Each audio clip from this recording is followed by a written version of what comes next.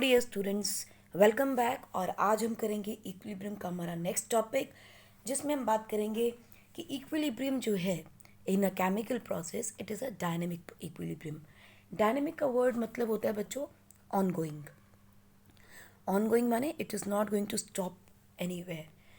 अगर कोई भी रिएक्शन होती है तो वो रिएक्शन लगता है कि हो नहीं रही क्योंकि इक्विलिब्रियम में आगे स्टॉप हो गई है, because there is no change in the concentration of reactant and product. But it does not mean कि रिएक्शन स्टॉप हो गई है। इट मीन्स कि जितने प्रोडक्ट बन रहे हैं उतने ही रिएक्टेंट भी बन रहे हैं। That is what is dynamic. चलिए देखते हैं क्या है इसका मतलब। फिजिकल सिस्टम एक इक्वेशन लिखते हैं बच्चों, A plus B gives us C plus D, correct. जब हम डायनेमिक इक्विलिब्रियम की बात कर रहे हैं तो हम ये कहते हैं विद पैसेज ऑफ टाइम। देखिए इनिशियल कॉन्सेंट्रेशन क्या था, ये था मैक्सिमम, राइट। ये था मिनिमम, यानी ये था ज़ीरो। प्रोडक्ट तो थे ही नहीं, हमने रिएक्टेंट से रिएक्शन को शुरू किया। During chemical reaction what happened, it kept on decreasing and it kept on increasing. obviously reactant टूटते चले गए, प्रोडक्ट बनते चले गए। यहाँ तक क्लियर बात। नाउ एट इक्विलिब्रियम क्या होगा, एट इक्विलिब्रियम ये नहीं होगा कि इसकी कॉन्सेंट्रेशन और इसकी कॉन्सेंट्रेशन बराबर हो जाए। हो भी सकता है, आई टोल्ड यू कि concentration of reactant can be equal to product, concentration of reactant can be more than product, concentration of reactant can be more less than product। ये तीनों कंडीशंस पॉसिबल होती हैं फॉर द इक्विलिब्रियम। लेकिन जब हम ये कहते हैं कि a plus B gives a C plus D and it is maximum this is minimum, एक टाइम आएगा दे बिकम, यानी रेट ऑफ फॉरवर्ड डायरेक्शन, यानी ए से बी से सी डी बनना, and rate of backward direction will become equal. और अगर concentration की बात करें तो लेट अस से ये मैक्सिमम में मान लेते हैं 1 है, let this is 1, let this is 0। तो ये क्या होगा, जितना ये टूटेगा लेट अस से इट डिजॉल्व्स, ये एक्स अमाउंट टूट चुका है, यानी इसका एक्स यूज़ हो गया टू प्रोड्यूस प्रोडक्ट। तो प्रोडक्ट कितने बने, एक्स बने। तो क्या आपको लगता है 1 minus X should be equal to X all the time? Not required. दूसरी चीज़, ये जो कॉन्सेंट्रेशन है this is molar concentration. Molar concentration को बच्चों हम हमेशा स्क्वायर ब्रैकेट में शो करते हैं। So square bracket indicates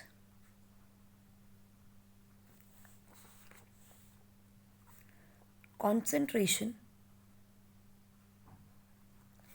in moles पर लीटर। तो कहीं भी लिखा होगा तो ध्यान रखिएगा कॉन्सेंट्रेशन की यूनिट क्या दी है आपको, मोल पर लीटर दी है। तो उसमें कोई, it is an unsaid rule, कोई कन्फ्यूजन इसमें रहता ही नहीं है, ठीक है। जैसे जैसे आप आगे बढ़ते जाएंगे इस चैप्टर में आपके लिए चीज़ें बहुत सिंपल हो जाएंगी, ठीक है। चलिए ज़रा देखते हैं इसको ग्राफिकल मेथड से हम कैसे एक्सप्लेन कर सकते हैं। We have a graph. On the right hand side we have concentration of reactant and product, and with passage of time we are going to look at how this concentration is going to change। तो देखिए हम कहते हैं कि ये हमारे पास थे product initially, ये था हमारा रिएक्टेंट इनिशियली, करेक्ट, क्योंकि रिएक्टेंट मैक्सिमम कंडीशन पे है, प्रोडक्ट मिनिमम पे है, राइट। नाउ जैसे जैसे रिएक्शन बढ़ेगी, जिस कॉन्सेंट्रेशन से प्रोडक्ट बन रहा था उसी कॉन्सेंट्रेशन से रिएक्टेंट भी कम हो रहे थे, राइट। एक टाइम आएगा जिस कॉन्सेंट्रेशन से प्रोडक्ट बन रहा था उसके बाद वो स्टेडी हो जाएगा, और जिस कॉन्सेंट्रेशन से प्रोडक्ट टूट रहे थे वो भी स्टेडी हो जाएगा, ठीक। और एक टाइम पे आके ये देखिए कॉन्सेंट्रेशंस इक्वल नहीं है, प्रोडक्ट की कॉन्सेंट्रेशन ज़्यादा है, रिएक्टेंट की कॉन्सेंट्रेशन कम है, लेकिन अब इसके बाद चेंज इन कॉन्सेंट्रेशन नहीं हो रहा, it has become steady. So this is called as, this is C plus D, this is A plus B. देखो ये कम हो रही है, ये बढ़ रही है। So the concentration of reactants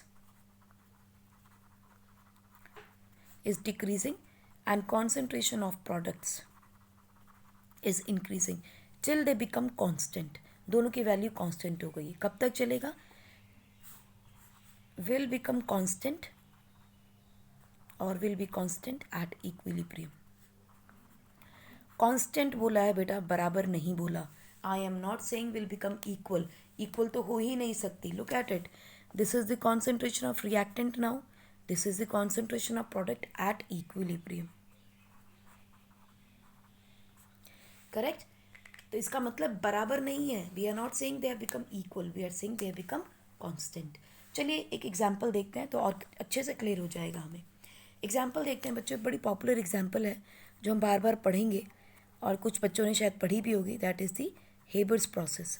बच्चों हेबर्स प्रोसेस एक रिएक्शन है जिसमें हम अमोनिया को बनाते हैं. In a reversible reaction ammonia is formed. All are gases. So we are going to write the state of matter also. And now obviously we know that it is not a balanced reaction. So we are going to balance it. So 3 hydrogen, 3 2 are 6, 2 nitrogen, 2 nitrogen. Is that okay? Okay. Now इस Haber process के अंदर हम लोग high temperature रखते हैं बच्चों इस reaction में. And we have a pressure also. मान लेते हैं. ठीक है. हालांकि ये रिएक्शन इतने हाई टेम्परेचर पे होती नहीं है, बट चलिए हमने रिएक्शन पे फिलहाल लिख दिया है. ठीक है. Now what is going to happen. अगर हम इस कॉन्सेंट्रेशन ग्राफ को ही यूज़ कर लें, concentration to time graph use कर लें, तो देखिए पहले concentration of N2 and H2 यहाँ पड़ी है. ऑब्वियसली दोनों की कॉन्सेंट्रेशन डिफरेंट है. वी कैन नॉट से बराबर है क्योंकि ये 3 मोल है, ये 1 N मोल है, 1 मोल है, और यहाँ 2 मोल्स बन रहे हैं. तो देखिए इनिशियली मैंने चलो मान लिया ये मेरा नाइट्रोजन है. चलिए इसको ऊपर ले लेते हैं कॉन्सेंट्रेशन का एक और. ये हाइड्रोजन ले लो. Is that okay now. अगर ये 1 है, ये 3 है, और मेरा अमोनिया कहाँ है, ये रहा. अमोनिया की फ़िलहाल कॉन्सेंट्रेशन 0 है. This is 1:3:0. What is going to happen. जैसे जैसे रिएक्शन बढ़ेगी आगे, अमोनिया टूटता जाएगा और एक बार में कॉन्सेंट्रेट हो जाएगा. हाइड्रोजन भी टूटेगा और ये भी कॉन्सेंट बराबर हो जाएगा. अब नाइट्रोजन यानी अमोनिया बनेगा और ये भी कांस्टेंट हो जाएगा. सो एट कांस्टेंट इनकी वैल्यूज़ अब चेंज नहीं होंगी. At equilibrium their values will not change. This is the concentration of nitrogen at equilibrium, concentration of hydrogen at equilibrium, and this is the concentration of ammonia at equilibrium. ठीक. Graph exactly same नहीं होगा. I am just giving an idea about it. Actually graph में क्या होगा, ध्यान से सुनिएगा. चलिए अभी नहीं करते क्योंकि उसके लिए आपको लिमिटिंग रिएजेंट समझना ज़रूरी है. कंफ्यूज हो जाएंगे. अभी इसी ग्राफ को आप मान के चलिए. मैं आपको बता देती हूँ लेकिन ग्राफ ऐसा होगा नहीं. एक्चुअली ग्राफ ये होगा. हाइड्रोजन की कॉन्सेंट्रेशन नाइट्रोजन से भी नीचे होगी. इसके बारे में बात करेंगे. इसको यहीं पर रखिए अपने दिमाग में और सवाल रखिए दिमाग में कि ये नाइट्रोजन से नीचे का ग्राफ हाइड्रोजन का क्यों बनेगा. ठीक. इस सवाल को अपने दिमाग में रखिएगा. जब हम लिमिटिंग रिएजेंट की बात करेंगे तब मैं आपको बताऊंगी इसके बारे में. सो फिलहाल के लिए वापस आते हैं डायनेमिक इक्विलिब्रियम के ऊपर. तो नाइट्रोजन से हाइड्रोजन जुड़ेगा तो अमोनिया बनाएगा. एक टाइम आएगा बच्चों जब अमोनिया कम हो रहा था, नाइट्रोजन हाइड्रोजन कम हो रहा था, अमोनिया बढ़ रहा था. देन कांस्टेंट वैल्यू हो जाएगी. अब जितना अमोनिया है, ठीक है, उससे आगे अमोनिया नहीं बनेगा और ना ही नाइट्रोजन और हाइड्रोजन उससे ज़्यादा कम होगा. ठीक. This process is called as when the concentration when the concentration of nitrogen, dinitrogen and dihydrogen and nitrogen, dihydrogen and ammonia becomes constant,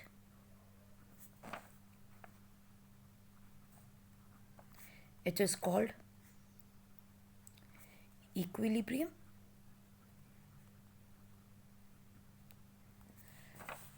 It is called equilibrium. Now here formation of ammonia is equal to, यानी यहाँ लिख सकते हो rate of formation of ammonia is equal to rate of depletion of dinitrogen and hydrogen gas. दोनों का rate बराबर है. Since both the reactions are going on, so it is called as a dynamic equilibrium.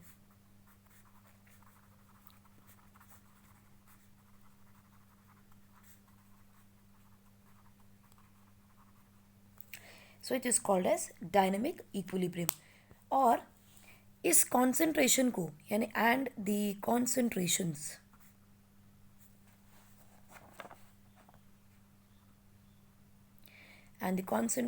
of reactants and products are called equilibrium concentrations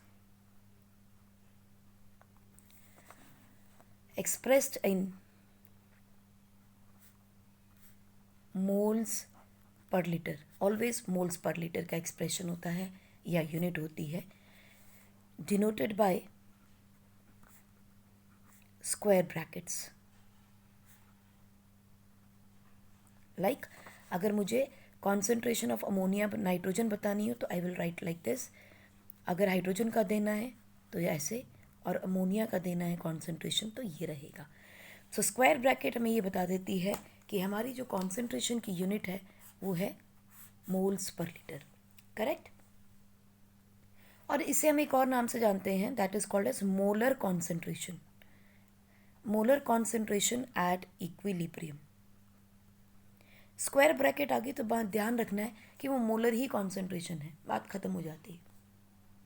अच्छा, इसे समझने के लिए ना कुछ और भी अल्पटंग से हम लोग रिएक्शंस करते रहते हैं। जैसे हमने कहा, हमने हाइड्रोजन लिया, नाइट्रोजन लिया, और इसकी रिएक्शन से हमने अमोनिया बना लिया। हम यहाँ के रुके नहीं, हमने सोचा ज़रा चेक तो करें कि सच में डायनेमिक है क्या इक्विलिब्रियम। हमने एक वेसल लिया, उस वेसल में हमने ये पूरा का पूरा एक्सपेरिमेंट हो रहा था। Let us say we just make a vessel over here, ठीक है। इसके अंदर हाइड्रोजन, नाइट्रोजन और अमोनिया बन रहा था और इक्विलिब्रियम पे आ गया।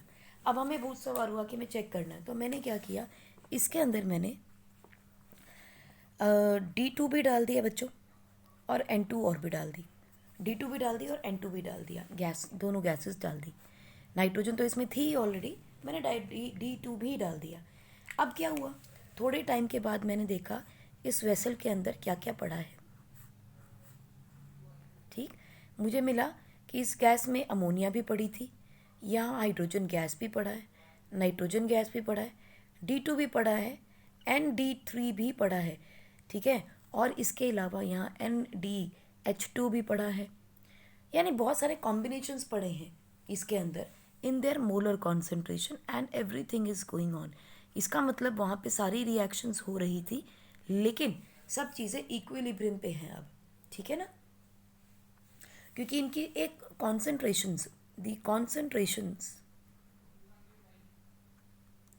Became constant, concentrations became constant after some time. माने ये कि जब मैंने इसको डाला तो डेफिनेटली मुझे इसकी कॉन्सेंट्रेशन पता थी, मुझे इसकी कॉन्सेंट्रेशन पता थी क्या है, और मुझे इसकी कॉन्सेंट्रेशन भी पता थी क्या है। जब मैंने आफ्टर सम टाइम इन दोनों को डालने के बाद इनकी कॉन्सेंट्रेशन चेक की तो देयर वाज अ चेंज। इसकी कॉन्सेंट्रेशन चेंज हुई, ये भी चेंज हुई, ये भी चेंज हुई, लेकिन there was a formation of D2 भी कॉन्सेंट्रेशन भी चेक हुई, एंड D3 की कॉन्सेंट्रेशन चेक हुई, एंड DH2 की कॉन्सेंट्रेशन भी चेक हुई। ऐसे बहुत सारे मॉलिक्यूल्स बन गए। And after some time I rechecked after some time, rechecked after some time, तो देखा कि कॉन्सेंट्रेशंस अभी भी सेम है। सो इसका मतलब ये सब रिएक्शंस हुए हैं, प्रोडक्ट बने हैं, और वापस देखा तो उनकी कॉन्सेंट्रेशन अब कांस्टेंट थी। इट मीन्स कि यहाँ पे रिएक्शंस हो रही हैं, लेकिन फॉरवर्ड रिएक्शन और बैकवर्ड रिएक्शन का रेट सेम हो गया है।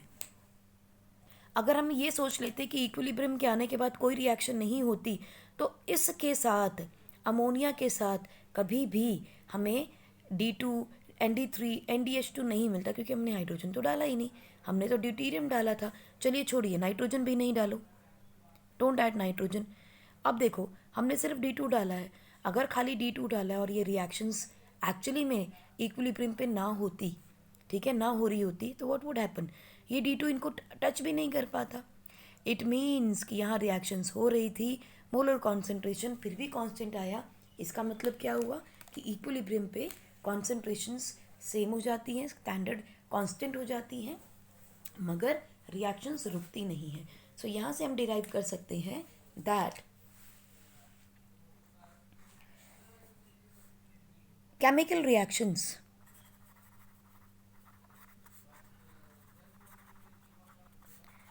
reach a state of dynamic equilibrium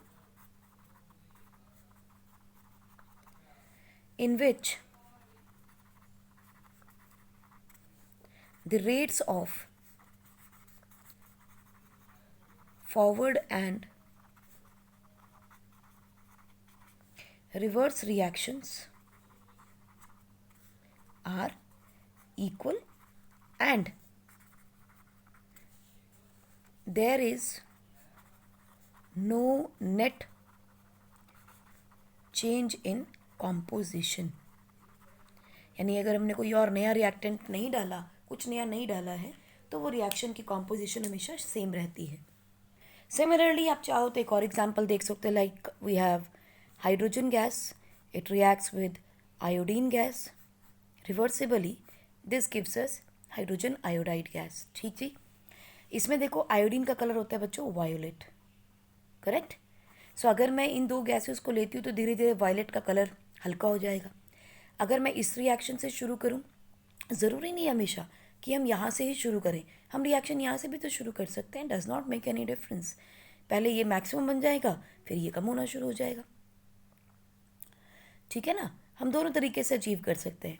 तो देखो इस कलर का फ़ायदा क्या है. मैंने दो वेसल लिए, एक वेसल ले लिया, चलो एक ले लिया पहले ये. इसके अंदर मैंने हाइड्रोजन भी डाल दी और आयोडीन भी डाल दी. अभी आयोडीन का कलर कैसा है, वॉयलेट. तो जब इसमें डालेंगे तो डार्क कलर होगा, डार्क वॉयलेट, क्योंकि वॉयलेट ही वॉयलेट है, इसके अंदर कलर प्योर वॉयलेट है. थोड़ी देर के बाद और इसको मैंने क्लोज कर दिया, करेक्ट. रिक्वायर्ड कंडीशंस दे दी टेम्परेचर और प्रेशर की. एंड देन आई फाउंड धीरे धीरे जो ये कलर था ये थोड़ा लाइट हो गया.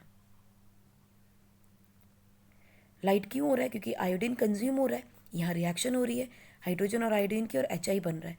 तो यानी कि यहाँ हाइड्रोजन भी था, HI भी था और HI भी था. सिंस HI इज फॉर्मिंग तो कलर वायलेट का कम होता जा रहा है, धीरे धीरे कम हो रहा था. It was decreasing, intensity of colour was decreasing, intensity of colour decreasing.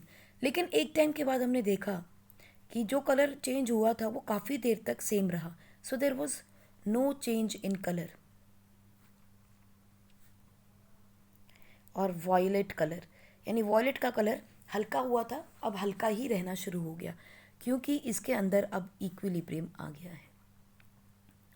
Equilibrium का मतलब the molar concentration of hydrogen, molar concentration of iodine and molar concentration of HI has become constant. So molar concentration कैसी होगी, constant हो गई है. बात clear हो गई. इसे भी हम ग्राफिकली शो कर सकते हैं. Look at it. हम यहाँ दोनों कॉन्सेंट्रेशन एक साथ ले लेते हैं क्योंकि दोनों की कॉन्सेंट्रेशन सेम ही है. लेट अस से दिस इज HI की molar concentration and this is the molar concentration of I2 and H2. I2 and H2. This is the concentration in moles per liter. Initially में पता है product मेरे पास 0 था, reactant मेरे पास maximum था. Now what is going to happen, धीरे धीरे धीरे धीरे ये इंक्रीज कर रहा होगा, है ना, HI, और ये धीरे धीरे धीरे धीरे कम हो रहा होगा HI, correct. H2 and I2. सो एक टाइम आएगा इक्विलिब्रियम पे इन दोनों की मोलर कॉन्सेंट्रेशन कांस्टेंट हो जाएंगी. आई am not using the word equal, I am saying constant हो जाएंगी. और आप देख रहे हो इक्वल तो ये वैसे भी नहीं हो सकती, एक ज़्यादा है और एक कम है ना.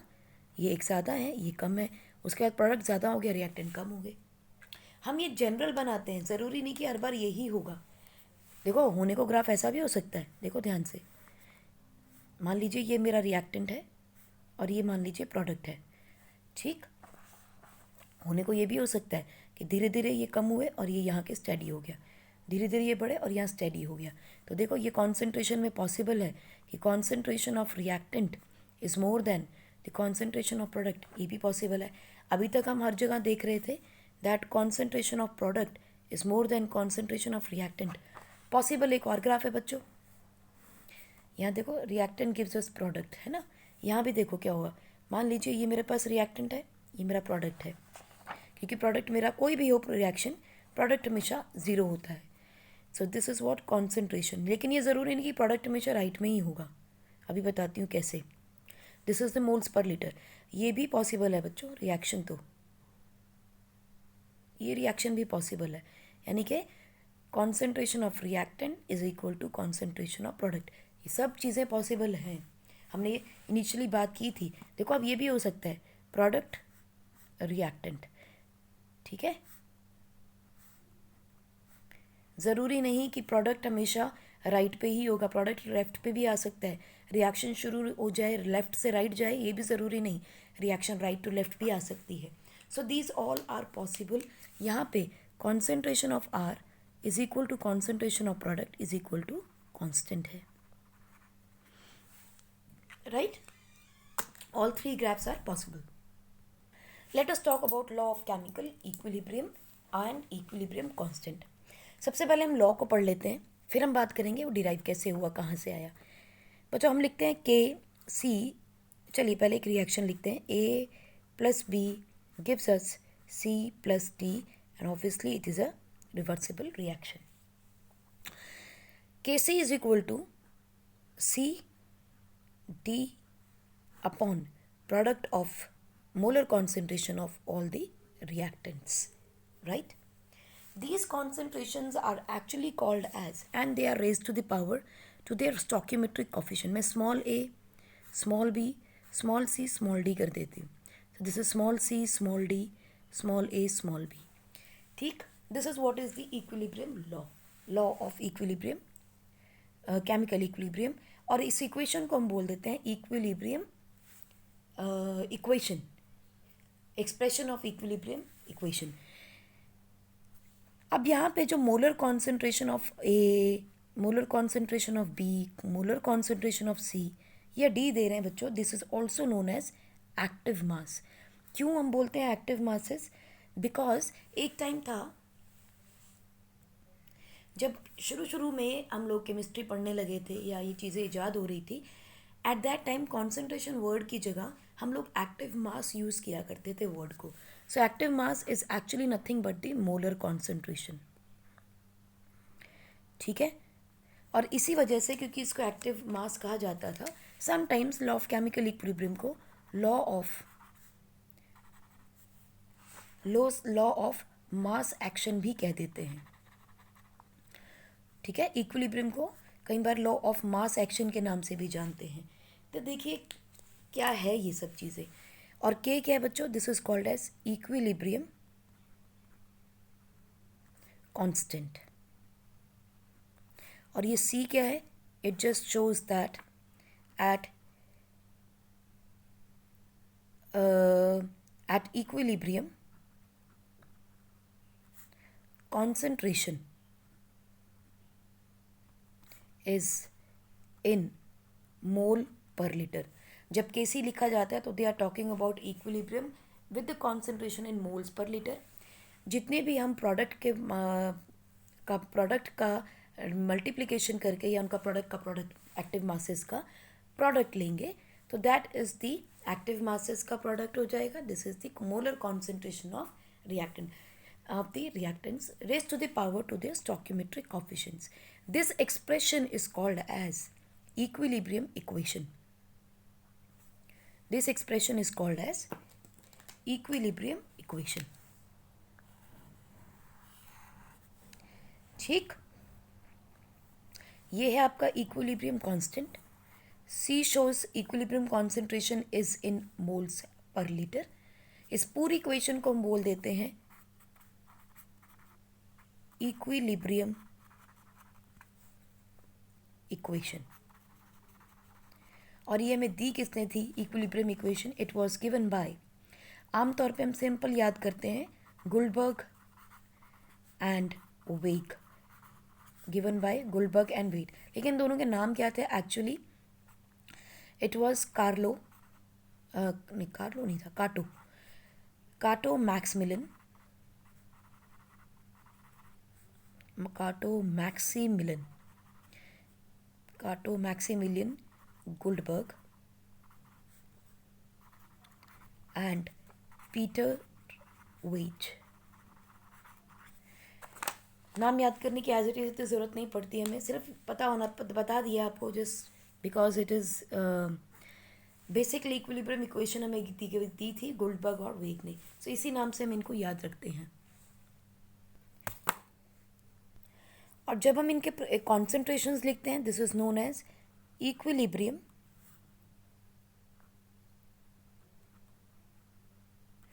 कांस्टेंट एक्सप्रेशन, और कई बार सिर्फ इक्विलिब्रियम एक्सप्रेशन भी कह देते हैं। इक्विलिब्रियम एक्सप्रेशन का मतलब है हम इनकी कॉन्सेंट्रेशंस बता रहे हैं। Equilibrium constant is equal to the product of molar concentration of products raised to the power their stoichiometric coefficients divided by molar concentration of reactants raised to the power to their stoichiometric coefficient। चलिए इसका definition भी फटाफट से लिख लेते हैं। At a given temperature,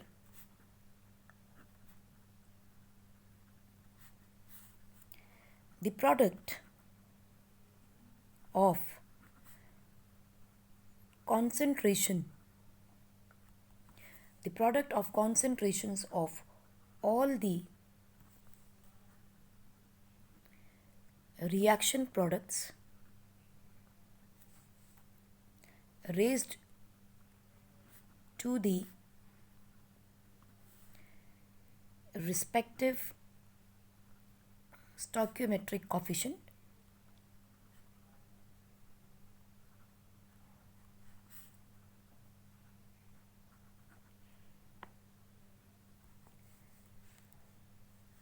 in a balanced chemical equation। ये ध्यान रखिएगा, इन अ बैलेंस्ड केमिकल इक्वेशन। इनकी इंपॉर्टेंस बताएंगे भी आपको, अभी सिर्फ आप फाइनल चीज़ लिख लो, इसके बाद इसके बैकग्राउंड में चलेंगे ये कहाँ से और क्यों बना।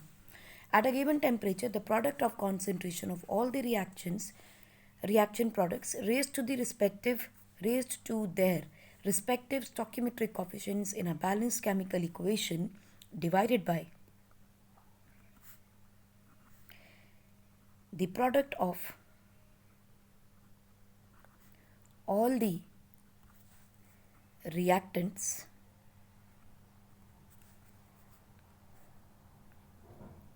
product of concentrations of all the reactants raised to the power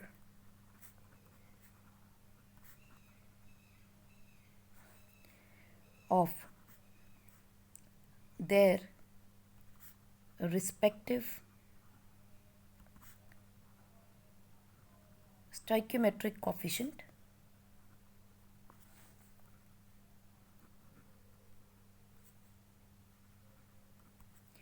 has a constant value, has a constant value। इसका मतलब क्या हुआ? हमने कहा इक्विलिब्रियम पे ये सारी वैल्यूज़ कांस्टेंट हो जाएंगी। अगर ये वैल्यूज़ कांस्टेंट हो जाती है इक्विलिब्रियम पे, तो चाहे मैं रिएक्शन को ऐसे यहाँ से यहाँ करूँ, चाहे रिएक्शन को यहाँ से यहाँ करूँ, वैल्यूज़ तो इक्विलिब्रियम पे कांस्टेंट होनी है।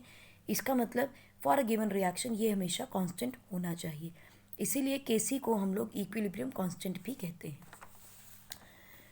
So divided by the product of concentration of all the reactants raised to the power of their respective stoichiometric coefficient has a constant value which is Kc।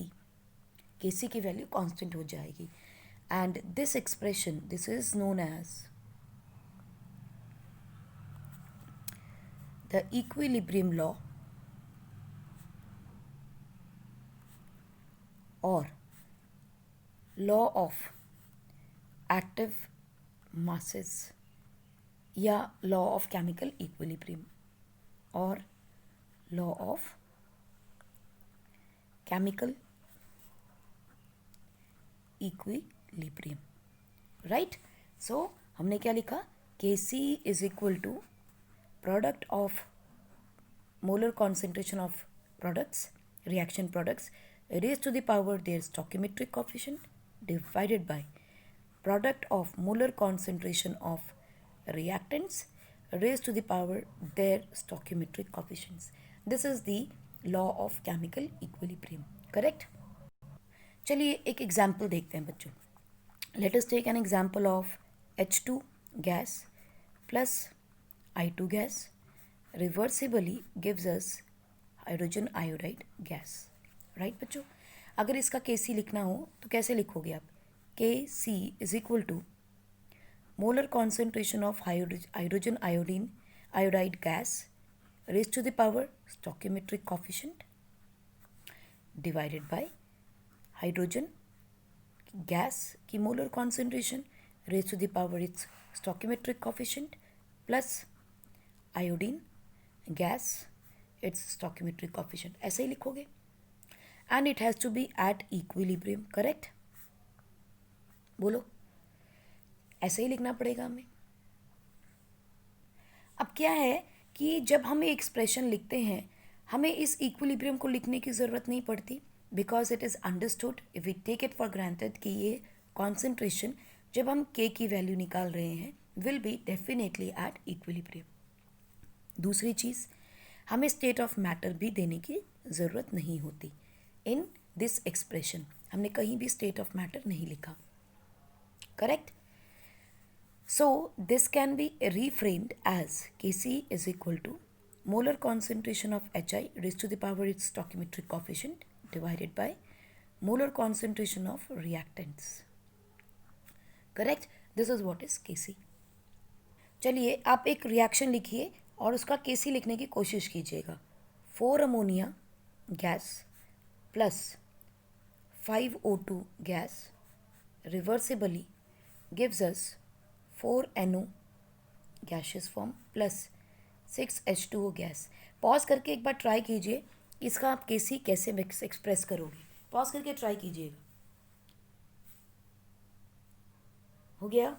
Okay, let us see how we are going to write it. Now what is product NO and H2O? So we will write NO की molar concentration, water की molar concentration raised to the power there's a respective stoichiometric coefficient. NO का coefficient क्या है? 4. So we will put 4 over here. Water का stoichiometric coefficient क्या है? 6. So we will put 6 over here. Divided by molar concentration of ammonia raised to the power its stoichiometric coefficient which is 4 and oxygen raised to the power its stoichiometric coefficient. This is how we are going to write down the molar concentration and the expression of equilibrium constant. Now यहाँ ध्यान रखिएगा हमने state of matter नहीं लिखना,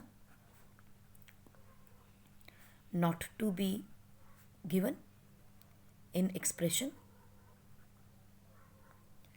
दूसरी चीज़, we need not to write equilibrium all the time. Equilibrium EQ not to be given in the expression. ठीक है, ये लिखने की ज़रूरत नहीं होती हमें क्योंकि दिस इज अंडरस्टूड कि ये इक्विलिब्रियम पे ही होगा. ठीक. अब एक नई चीज़ देखो बच्चों, अगर ये रिएक्शन का Kc हम लिख रहे हैं क्योंकि हमने इसको प्रोडक्ट बताया, अगर मैं इस रिएक्शन को रिवर्स कर दूं, चलो रिवर्स करके देखते हैं. NO gas 4 plus 6H2O gas. मैंने कहा था कि रिएक्शन ऐसे भी हो सकती है, रिएक्शन ऐसे भी हो सकती है. Reversibly gives us 4 ammonia gas plus 5 O2 gas. बताइए इसका एक्सप्रेशन कैसे लिखोगे. अब इसको हम भी Kc ही लिखेंगे, बट हम ऑलरेडी Kc इसके डायरेक्शन में लिख चुके हैं. जब रिएक्शन इस डायरेक्शन में जा रही थी तो उसके लिए हमने ऑलरेडी Kc को लिख लिया है. अब हम चल रहे हैं बैकवर्ड. हम बैकवर्ड वाली रिएक्शन देखेंगे. This is my backward reaction. हुई देखो, अब ये मेरी बैकवर्ड वाली रिएक्शन ऐसे हो गई है ना. सेम रिएक्शन है, बस उल्टा रिवर्स करके लिखा है मैंने. सो कैन वी राइट, इसको मैं Kc मान लेती हूँ अगर इस रिएक्शन को, तो इसको Kc डैश कर लें, कोई दिक्कत? ओके, चलिए इसको हम Kc डैश के हिसाब से लिखते हैं. तो ज़रा एक्सप्रेशन के सी डैश का लिख के तो बताएं। Ammonia raise to the power 4, oxygen raise to the power 5 divided by NO raised to the power 4 and water raised to the power 6. Now look at it, हमने कुछ नहीं किया, हमने रिएक्टेंट्स नीचे थे पहले, अभी हमने उनको प्रोडक्ट बना के ऊपर ले लिया, कोई और डिफरेंस नहीं है. इट मीन्स इस इक्वेशन को मैंने रिवर्स किया है. So can we say that K C dash is equal to 1/Kc. इसका मतलब K for forward direction is equal to 1/K of reverse reaction. ये एक्सप्रेशन हमें ध्यान रहेगा. फॉरवर्ड डायरेक्शन का K जो भी होगा वही K रिवर्स रिएक्शन में उल्टा हो जाएगा, 1/K हो जाएगा. Is that okay? सिमिलरली चलो इसी को एक रिएक्शन को और देखते हैं. We have hydrogen gas. Another example, plus iodine gas gives us twice of the HI gas. बोलो ठीक है. Now if I dividing इसका केसी कैसे लिखोगे? अच्छा, HI की power 2 divided by H2 and I2, यही होगा. अगर मैं डिवाइड कर दूं इसको, डिवाइडिंग होल इक्वेशन बाय 2, तो क्या बन जाएगी इक्वेशन? 1/2 हाइड्रोजन गैशियस फॉर्म में plus 1/2 iodine gaseous and HI gaseous. ठीक है. इसका केसी कैसे लिखोगे? चलिए हम इसे K डैश डबल डैश कर लेते हैं, क्योंकि K डैश तो यहाँ ले लिया, K डबल डैश C कर लो. तो यहाँ क्या हो जाएगा? HI divided by H2 1/2 I2 1/2, यही हो जाएगा. ज़रा देखो KC और KC डबल डैश में क्या रिलेशनशिप आ रहा है. हमें ये मालूम है कि यहाँ पर जो ये KC डैश डबल डैश है बच्चों, ये है तो वही रिएक्शन, यानी फॉरवर्ड डायरेक्शन में ही है.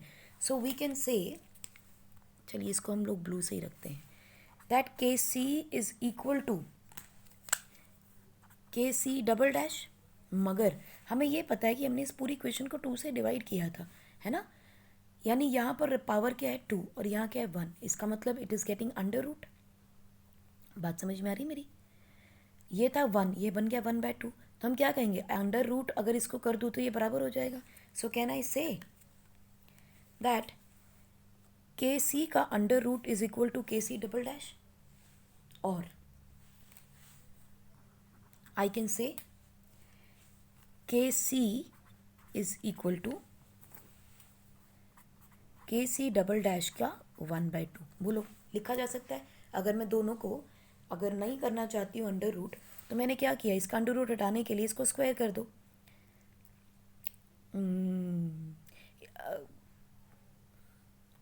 KC का इसका अंडर रूट हटाने के लिए मुझे इसके ऊपर अंडर रूट लगाना पड़ेगा. सो अंडर रूट ना लगा के 1/2 कर दिया मैंने यहाँ पे. ना ना ना ना, यहाँ नहीं, अंडर रूट हटाएंगे तो KC के ऊपर 1/2 आएगा, है ना. Right this. बात क्लियर हो गई? इसका मतलब KC का अंडर रूट अगर हम ले रहे हैं तो वो KC डैश डबल डैश के बराबर आ रहा है. बात समझ में आ रही है कि नहीं? चलिए अब चलते हैं, एक और तरीके से देखते हैं इसको. ये तो एग्जाम्पल लिया हमने. अगर मैं इसमें 1/2 ना करके N लिख दूँ तो NH2 gas plus NI2 gas will give me twice of NHI gas. तो इसका एक्सप्रेशन अब कैसे लिखोगे आप? इसका हम कैसे लिखेंगे? Is equal to HI raise to the power 2 into N हो जाएगा, डिवाइडेड बाय H2 की पावर N, I2 की power N. Correct? What does it mean? यहाँ पे 2 था, यहाँ पे 1. चलिए इनको इक्वेट करते हैं, दोनों को, दोनों केसेस को इक्वेट कर लेते हैं. KC is equal to HI की पावर 2 H2 एंड I2. ठीक। और चलिए केसी डैश भी केसी भी लिखते हैं दूसरे वाला। दिस केसी डिवाइड करने जा रही हूँ मैं इन दोनों को, इज इक्वल टू HI की power n into 2 divided by H2 की पावर n HI की पावर H2 की पावर I2 की पावर n, राइट। तो देखिए बचा क्या मेरे पास यहाँ पे, हमने वो देखना है। दोनों को मैं इक्वेट करूँगी तो देखो HI2 कैंसिल HI2 के साथ, H1 है, n इंटू 1 है, n इंटू 1 है, ये भी कैंसिल हो गया। बचा क्या मेरे पास, सिर्फ n।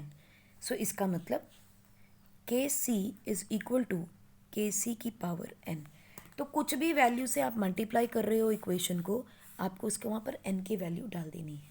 यहाँ देखो हमने जब हाफ किया था इक्वेशन को, हाफ 2 से डिवाइड किया था, यानी मल्टीप्लाइड बाय 1/2 हो गई सारी इक्वेशन ये मेरी। सो मेरे पास क्या आया, k के पावर ऊपर 1/2 होगी। अगर मैं इसको n से मल्टीप्लाई कर दूँ तो KC की power n will be equal to KC double dash. Simple reaction है, ठीक है। चलिए इसको समराइज करते हैं, नोट कर लीजिए, फिर मैं इसको समराइज करूँ। कर लिया, ओके। पॉज करके नोट कर लीजिए। सो देखिए अगर मेरे पास रिएक्शन है बच्चों A plus B gives us C plus D, I am just gonna do the stoichiometric coefficient with small alphabets. So KC की वैल्यू बच्चों क्या आ गई, C की पावर C, D की power D divided by A की power A and B की power B। Simple. अगर मैं इसकी इक्वेशन में उल्टा कर दूं तो C plus D reversibly gives us A plus B। तो KC डैश क्या हो गया बच्चों, 1/KC, क्योंकि रिवर्स हो गया। अगर मैं लिख दूँ AA plus NBB plus gives us reversibly NC plus ND, तो KC की वैल्यू क्या होगी, देखो इस सारे एक्सप्रेशन को हमने n से मल्टीप्लाई किया है, तो KC की वैल्यू क्या हो जाएगी, KC double dash will be equal to KC की पावर n। सो ये 2-3 एक्सप्रेशन आपको ध्यान में रखने हैं बच्चों जब हम इक्वेशन करेंगे। इसीलिए ध्यान रखिए, देखो स्टोकियोमेट्रिक कोफिशिएंट से बड़ा फर्क पड़ गया। इसीलिए केमिकल रिएक्शंस में इक्विलिब्रियम के बारे में जब भी बात होगी, you will talk about only balanced equation. अगर हम बैलेंस्ड इक्वेशन नहीं रखते हैं, हमारा क्वेश्चन गलत हो जाएगा, ठीक है। So it is very important that we calculate KC with the proper balanced equation, ठीक है ना। तो देखो अब KC की वैल्यू डिफरेंट है, KC डबल डैश की वैल्यू डिफरेंट है, therefore balanced chemical equations are important to calculate the value of equilibrium constant. जरा प्रॉब्लम नंबर 7.1 देखिए। The following concentrations were obtained for the formation of ammonia from nitrogen and hydrogen at equilibrium at 500 Kelvin at a given temperature आ गया। They are talking about equilibrium and the reaction is between nitrogen and hydrogen to form ammonia. Nitrogen की concentration given है, hydrogen की given है, ammonia की given है। सीधा सीधा पूछा है कैलकुलेट द इक्विलिब्रियम कांस्टेंट। जल्दबाजी में हम क्या करेंगे, हम करेंगे अमोनिया की कॉन्सेंट्रेशन को सबसे ऊपर ले लिया एंड देन, क्योंकि इसमें कोई रिएक्शन तो गिवन नहीं है हमें, हम लिखेंगे KC is equal to ammonia divided by nitrogen and hydrogen की मोलर कॉन्सेंट्रेशन। भूल जाएंगे कि इसको बैलेंस भी करना था और वहीं क्वेश्चन गलत हो जाएगा। So look at it how to solve this question. बच्चों इस क्वेश्चन में देखो हाइड्रोजन गैस है, नाइट्रोजन गैस है, they are going to give reversibly ammonia. अब हम बैलेंस करें इसको, क्योंकि देखो इन्होंने हमें सिर्फ यही चीज़ें दी हैं क्वेश्चन में। They have not given me कि कितने मोल्स बन रहे हैं, वो एक्सपेक्ट कर रहे हैं कि वो हमें पता होगा। You have to do it, it is understood, you have to go for a balanced equation. So यहाँ 2 हाइड्रोजन है, यहाँ 3 है, so you have to multiply this by 3, this by 2 and this is 1। So हमारे पास stoichiometric coefficients आ गए। Now you write down the value of KC। KC is ammonia raised to the power 2 divided by hydrogen raised to the power 3 multiplied by nitrogen raised to the power 1. Now concentrations हमें given है दोनों सबकी. Ammonia की molar concentration given है हमें 1.2 into 10⁻². अब यहाँ पर मोलर कॉन्सेंट्रेशन लिख दी. Now you can put this simple small brackets raised to the power 2. यहाँ पे हमें मोलर कॉन्सेंट्रेशन लिखने के बाद ब्रैकेट्स लगानी ज़रूरी नहीं है. कौन सी वाली? Square brackets. हाइड्रोजन की कॉन्सेंट्रेशन गिवन है आपको 3.0 इंटू 10⁻². कैपिटल M का मतलब they are giving molarity, moles per litre, raised to the power 3. And nitrogen की कॉन्सेंट्रेशन गिवन है 1.5 into 10⁻², raised to the power 1. So 12 का स्क्वायर 144 इंटू 10⁻⁻4 डिवाइडेड बाय 3 का cube 27 multiplied by 3 10⁻⁶ multiplied by 1.5 into 10⁻⁻2. सो यहाँ से आप इसकी calculation कर सकते हैं and you will get 1.06 into 10⁻3. बच्चों एक चीज़ का ध्यान रखना, आंसर आएगा 0.106 इंटू 10⁻4. यहाँ पर इस क्वेश्चन को नहीं छोड़ना है. वेरी इंपॉर्टेंट, नहीं छोड़ सकते हैं. You have to give this question answer in किसमें? Scientific notation. इसीलिए चैप्टर 1 में उन्होंने आपको ये पढ़ाया है. They want you to write answers in scientific notation, यानी ऑलवेज पुट 1 डिजिट डेसिमल. ठीक है, जितने भी होंगे बाकी सबको आप ले सकते हो, लेकिन only 1 character 1 digit should be there before the decimal. ठीक है, साइंटिफिक नोटेशन हम ऐसे ही लिखते हैं, राइट? चलिए प्रॉब्लम नंबर ज़रा 7.2 भी देखते हैं. They are saying at equilibrium the concentration of N2 is given to you, O2 is given to you, NO is given to you, and a sealed vessel. Sealed vessel क्यों कहा उन्होंने? Because we know equilibrium cannot be attained in a open vessel. अब उसने word equilibrium आपको यहाँ ना दे के, हालांकि उसने ऊपर दिया है, लेकिन यहाँ पे उसने सील्ड वेसल भी आपको एक्सप्रेस कर दिया है. And he is saying the temperature is 800 Kelvin. Temperature is 800 Kelvin. Now what will be Kc for the reaction. अब उसने रिएक्शन आपको दे दी है एंड ही इज एक्सपेक्टिंग कि आप इसे चेक करेंगे कि बैलेंस है या नहीं है. चलिए देखते हैं हाउ टू सॉल्व इट. तो हमें गिवन है N2 gaseous form plus O2 in gaseous form. Reversibly, this gives us NO gas. Is it balanced? 2 nitrogen, 2 nitrogen, 2 oxygen, 2 oxygen. Yes, it is a balanced reaction. Right? Now, इसका Kc लिखना है. Kc is equal to NO की power 2 divided by N2 की power 1, O2 की power 1. मैं यहाँ 1 आपको इसलिए लिख के दे रही हूँ so that we do not make any mistake, but otherwise we all know that 1 is need not to be expressed. लिखने की ज़रूरत नहीं है. सो मोलर कॉन्सेंट्रेशंस NO की गिवन है आपको 2.8 into 10⁻³ simple bracket small bracket raised to the power 2 divided by nitrogen 3 into 10⁻³ molar concentration into 4.2 into 10⁻³. So now 28 का square कितना होता है? हमें नहीं आता. चलिए हम कैलकुलेट कर लेते हैं. 8 8 ज़ा 64 रह गया 6, 2 2 ज़ा 4, 8 दूनी 16, 8 दूनी 16 दूनी 32, 32. So it is 784. So you will have 784 into 10⁻⁻6 divided by 3 2 ज़ा 6, 3 4 ज़ा 12 multiplied by 10⁻⁹ 6. अगेन क्योंकि दोनों का बेस सेम है तो पावर प्लस हो जाएंगी, और अगर एक्सपोनेंट है तो मल्टीप्लाई हो जाएगी. तो देखिए -6 से -6 दोनों कैंसिल हो जाएंगे. ठीक है, एंड इसको जब आप कैलकुलेट करोगे you will get 0.622.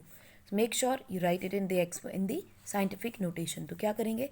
Decimal is moving on the right hand side, so it is 6.22 into 10⁻⁻1 is the value of Kc.